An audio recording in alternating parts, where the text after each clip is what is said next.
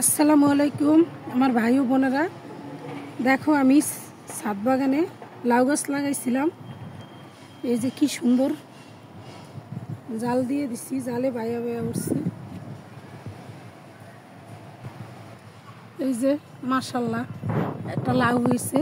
আজকে আমি এই লাউটা কেটে নিব, খাওয়ার উপযুক্ত হয়ে গেছে। গরুর মাংস দিয়ে রান্না করব। বিসমিল্লাহির রহমানির রহিম। এই যে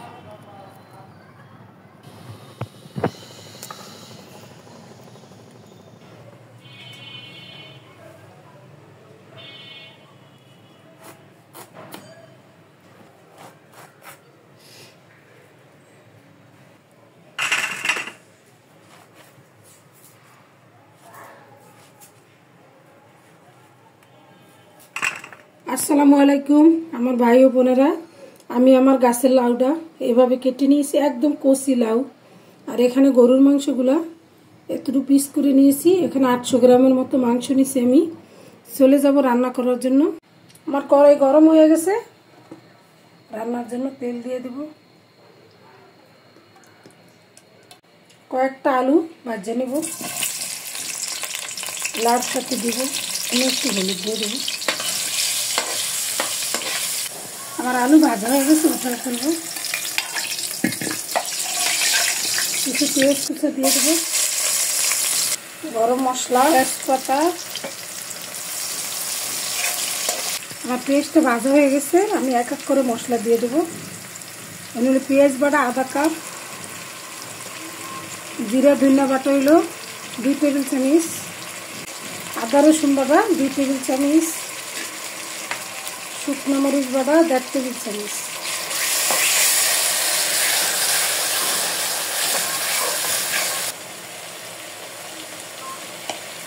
হলুদের গুঁড়া 2 টেবিল চামচ, স্বাদ মতো লবণ। মশলা কষানোর জন্য একটু পানি দিয়ে দেবো, গরম পানি।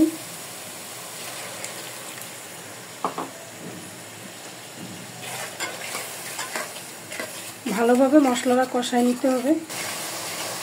মশলা কষানো হয়ে গেছে, আমি গোস্তগুলো দিয়ে দেবো।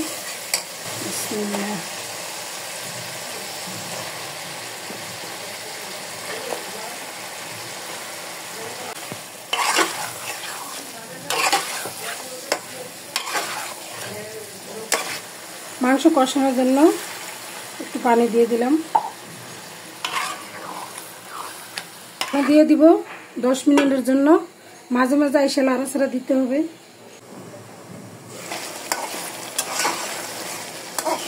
আর একটু কষায় নিতে হবে।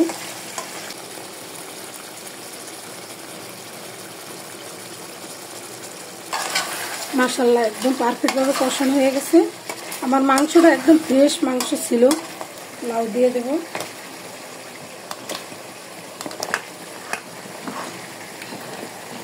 আমার গাছের লাউ দিয়ে দেব।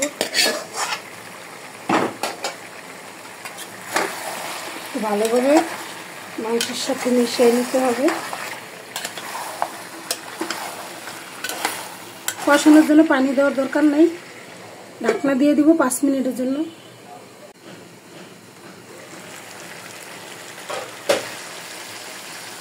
মাশাআল্লাহ কত সুন্দর। এখন সিদ্ধ হওয়ার জন্য গরম পানি দিয়ে দেব।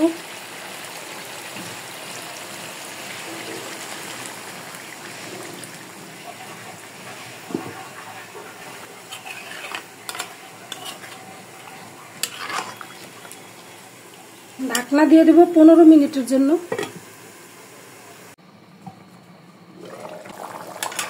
আমার তরকারিটা প্রায় শেষ পর্যায়ে। অনেক সুন্দর দেখতে, খেতেও অনেক মজা হবে। মনের আনন্দ দিয়ে আজকে রান্না করলাম, নিজের গাছের লাউ গরুর মাংস দিয়া। চুলা অফ করে দেব।